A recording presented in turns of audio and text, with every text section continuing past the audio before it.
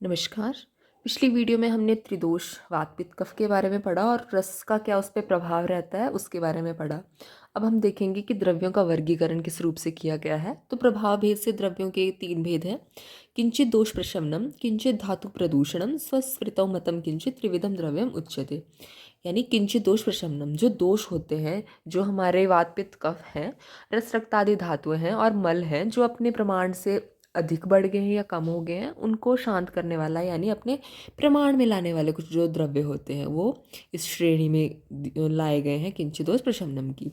किंचित धातु प्रदूषणम, जो धातुएं किसको कहा गया है हमें, जो वात पित्त का सामान्य रूप से है। रस रक्त आदि धातुएं और मल जो है अपना सामान्य कर्म कर रहे हैं, उनको जो प्रदूषित कर रहे हैं वो द्रव्य। स्वस्फृतो, यानी कि जो स्वस्फृत के लिए हितकारी है वो द्रव्य। तो इस तरह से प्रभाव भेद से द्रव्य 3 प्रकार के हो गए। अब उत्पत्ति भेद से द्रव्य के 3 प्रकार और हैं। जांगम यानी एनिमल ओरिजिन के, औद्भिद वेजिटेटिव ओरिजिन के। औद्भिद मतलब जो कि ज़मीन को फाड़ के निकलने वाले होते हैं, और पार्थिव जो कि मिनरल्स हैं, मेटल्स हैं, वो सब। अब जांगम द्रव्य कौन कौन से हैं हमारे पास जिनको हम प्रयोग में ला सकते हैं उत्पत्ति भेद से जांगम के हैं।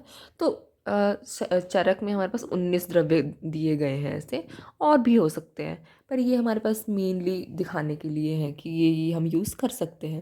तो पहले मधुनी यानी हनी, गोरस डेयरी प्रोडक्ट्स, पित्त वसा मज्जा असरिक आमिष, विट यानी पुरीश, मूत्र, चर्म, रेतस, अस्थि, स्नायु, श्रृंग, नख, खुर और केश, लोम, रोचन। ये हो गया हमारे पास जांगम द्रव्य जो हमें एनिमल ओरिजिन से मिल रहा है। उसके बाद है पार्थिव द्रव्य। सुवर्ण, समलहा, पंचलोहा, जो लोहे हैं हमारे पास, यानी चांदी, तांबा, वंग, नाग और लोहा जो इम्प्योरिटीज़ के साथ हैं वो। ससिकता यानी बालू जो है। सुधा यानी चूना। मनः, शिलाले यानी मैंसिल और हरताल। मणियाँ, लवण, गैरिक और अंजन। ये हमारे पास पार्थिव द्रव्य हो गए। अब जो लास्ट में हमारे पास औद्भिद द्रव्य है, वेजिटेटिव ओरिजिन के हैं, वो फिर से 4 भागों में डिवाइडेड है हमारे पास। वनस्पति, वानस्पत्य, औषध और विरुद्ध। वनस्पति क्या होती है? फलह वनस्पति, जिसमें डायरेक्ट फ्रूटिंग होती है, वो क्या हो गया हमारे पास? वनस्पति। वानस्पत्य, और वानस्पत्य में हम ऐसे याद रख सकते हैं कि ये बहुत बड़ी स्पेलिंग लग रही है, तो इसमें दोनों चीज़ें होंगी। पहले इसमें फ्लावरिंग होगी, फिर फ्रूटिंग होगी। पुष्पः वानस्पत्य फलः अपि। और औषध में क्या है? औषधयः फल पाक अंतः, यानी जब उसमें फ्रूटिंग हो जाती है पक के, और जो उसके फ्रूट्स होते हैं वो पक जाते हैं, तो उसके बाद उसका अंत हो जाता है। यानी जो हमारे पास एनुअल प्लांट्स हैं, वो जैसे वीट है, जब उसमें फ्रूटिंग हो जाती है तो वो शेड ऑफ हो जाती है खुद ब खुद ही। और विरुद्ध, प्रतान है विरुद्ध स्मृता। प्रतान यानी जो फैलने वाली होती है, और फलने वाली क्या होती है हमारे पास? लताएं, गुल, वो सब होती है। जैसे ग्रेप्स, वाइन्स होती हैं, तो वो फैलती हैं, तो वो आ गई हमारे पास विरुद्ध वाली कैटेगरी में। अब जो औद्भिद द्रव्य हैं, वेजिटेटिव ओरिजिन के हैं, उनके ग्राह्य अंग क्या कौन कौन से हैं? जैसे हमने पहले देखा मधुनी, फिर डेयरी प्रोडक्ट्स से वो सब। तो इसमें क्या है? मूल, त्वक, सार, निर्यास, नाल, स्वरस, पल्लवः, क्षारः, क्षीरं, फलं, पुष्पं, भस्म, तैलानि, कंटकः, पत्राणि, शृंगः, गन्धाश्च, प्ररोहा च औद्भिदो गणः। यानी जो मूल है, रूट्स हैं, त्वक यानी बार्क है, सार यानी जो हार्टवुड है, निर्यास जितने भी गम्स और रेजिन्स होते हैं, नाल जैसे कमल नाल है हमारे पास, स्वरस एक्सप्रेस्ड जूस जो होता है, पल्लवा जितने भी टेंडर लीव्स हैं, क्षारा जितनी अल्कलीज एक्सट्रैक्ट करते हैं हम प्लांट से, क्षीर लेटेक्स पार्ट उसका, फल उसका फ्रूट, पुष्प, फ्लावर, भस्म जो जलाने के बाद किसी द्रव्य को या किसी मतलब प्लांट को जलाने के बाद जो उसकी ऐश कंटेंट होता है, उससे जो हमें ऑब्टेन होते हैं वाटर सॉल्युबल या अल्कोहल सॉल्युबल कंटेंट्स, वो। तैलानी जो उसके ऑयल्स मिल रहे हैं उससे, और कंटकः कांटे। पत्राणी उसके पत्ते, शुंगा यानी उसके लीफ बड्स, कंदाश राइजोम्स की बात कर रहे हैं, और प्ररोहा च औद्भिदो गणः। तो ये हम उसके यूज़ कर सकते हैं। आगे क्या है? मूलिनी आदि द्रव्यों की गणना जो हम यूज़ करते हैं। मूल किसी की रूट्स जो हम यूज़ करें तो वो 16 प्लांट्स हैं हमारे पास। फलिनी जिसके फल यूज़ करें तो वो 19 प्लांट्स हैं। महास्नेह 4 हैं हमारे पास। लवण 5 है। मूत्र 8 है। दुग्ध 8 है और शोधनार्थ वृक्ष, यहाँ पे वृक्ष कर लेना आप, वो है हमारे पास 6। अब सबसे पहले हम बात करते हैं जो 16 मूलिनी द्रव्य है हमारे पास, तो उसके से वानर से याद रखना है। वा से वमन वाले, न से नस्य या शिरोविरेचन वाले, और र से रेचन यानी विरेचन वाले। तो उसके पास वमन में 3 है हमारे पास, नस्य में 2, और 16 में से अगर ये इनको माइनस करें तो 11 जो हमारे पास बच गए वो विरेचन की ड्रग्स है हमारे पास, या विरेचन के द्रव्य है। तो वमन में 3 है हमारे पास, क्षणपुष्पी, बिंबी और हेमवती। क्षण के पास बिंबी है, इस निमोनिक से हम इसको याद रख सकते हैं। उसके बाद नस्य में हमारे पास क्या है, ज्योतिष्मती और श्वेता। तो ज्योति एक लड़की है, वो क्या है, श्वेत है, तो इससे हम ये याद रख सकते हैं।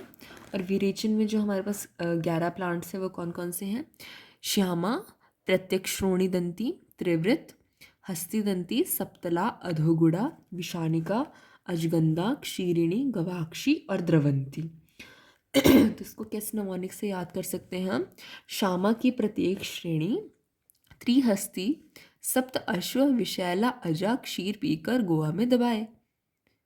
तो ये निमोनिक अगर हम बार बार रिपीट करेंगे कि जो श्यामा थी वो प्रत्येक श्रेणी में उसके पास क्या थे, 3 हस्ती यानी हाथी थे, 7 अश्व थे, और उन्होंने क्या किया, विशैला अजा क्षीर पिया उन्होंने, और उनको क्या किया, क्षीर पियेंगे तो वो मर ही जाएंगे, तो उनको क्या किया, गोवा में दबा दिया।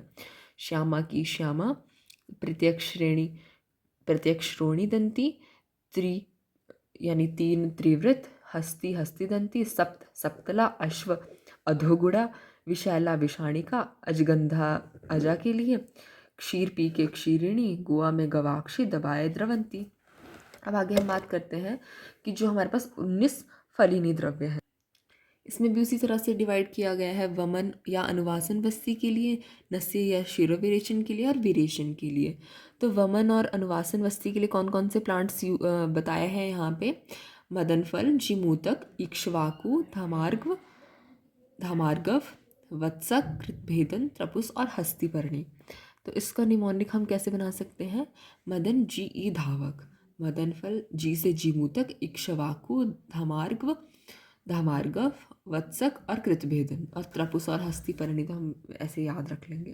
और नस्य में एक ही है, अपामार्ग, और अगला चैप्टर भी हम पढ़ेंगे अपामार्ग तंडुलिया, तो उसमें भी सबसे पहले अपामार्ग ही आता है, तो हमें ये याद ही रहेगा। वहाँ पे भी शिरोविरेचन के लिए सबसे पहली ड्रग अपामार्ग ही बताई गई है, तो हम इसको ऐसे जनरली याद रख सकते हैं। अब विरेचन के लिए हमारे पास 10 ड्रग्स रह गई, वो कौन कौन सी हैं, 2 टाइप के कलीतक हैं, कौन कौन से, अनूप और स्थलज, अनूप क्लीतक और स्थलज क्लीतक। 2 करंज हैं, प्रकीरिया करंज और उदक कीरिया करंज, प्रकीरिया उदक कीरिया, सॉरी। और फिर अंतःकोटर पुष्पी, आरगवत, शंखिनी, हरितकी, कंपिल्लक और विडंग। तो इसका निमोनिक कैसे बनाएंगे हम, 2 कलीतक, 2 करंज, अंत में विरेचन के लिए आशा है, कंपिल्लक और विडंग। 2 कलीतक और 2 करंज हैं, तो अंत में क्या है, ये विरेचन के लिए अंतःकोटर पुष्पी, यानी अंत में विरेचन के लिए क्या है, ये आशा है, आरगवद, शंखिनी और हरितकी। आशा है, कंपिल्लक और विडंग। अगर दो कलीतक हैं, 2 करंज हैं, पर अगर इनसे भी नहीं हुआ विरेचन हमारा, तो अंत में क्या है, विरेचन के लिए आशा है, कौन कौन से, कंपिल्लक और विडंग। तो इसको हमने इसकी ड्रग के नाम से ही याद रखना है मेनली। नेक्स्ट बताया गया है चतुर्विध स्नेह के बारे में। तो चतुर्विध स्नेह कौन कौन से होते हैं, घृत, तैल, वसा और मज्जा। इन चारों का प्रयोग हम किसके लिए करते हैं, पान के लिए, अभ्यंग के लिए, अंजन के लिए, बस्ती के लिए और नस्य के लिए। ये 5 इसके मेन जो यूज़ है वो है। और इसके गुण क्या क्या होते हैं, हमें पता है कि स्नेह अगर है तो वो स्नेहन लुब्रिकेशन के लिए यूज़ होगा, जीवन, बल्य, वर्णवर्धन, कॉम्प्लेक्शन को बढ़ाता है, उपचयवर्धन, और वात पित्त कफा तीनों दोषों को नाश करता है, अपने सामान्य अवस्था में लेके आता है।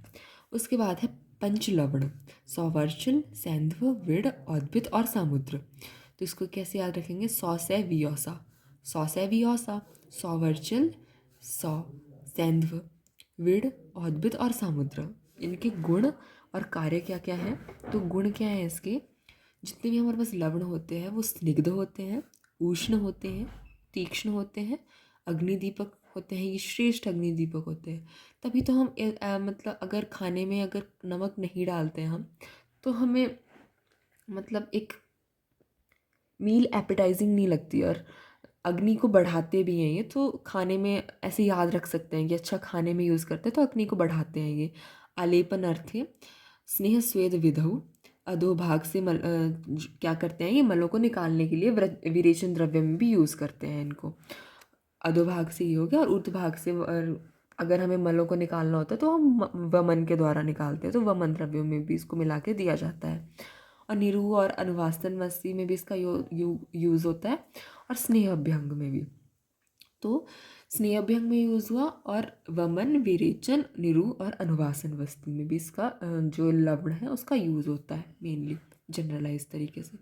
और भोजन में यूज़ होता है, भोजनार्थ है शिरो विरेचन कर्म में, शस्त्र कर्म में, वर्ती, अंजन और उत्सादन कर्म में। तो इसका यूज़ कहाँ कहाँ हो गया, पहले तो हमने ये याद रखना है, स्नेह स्वेदन में भी इसका यूज़ होगा, तो पूर्व कर्म में इसका यूज़ हो गया।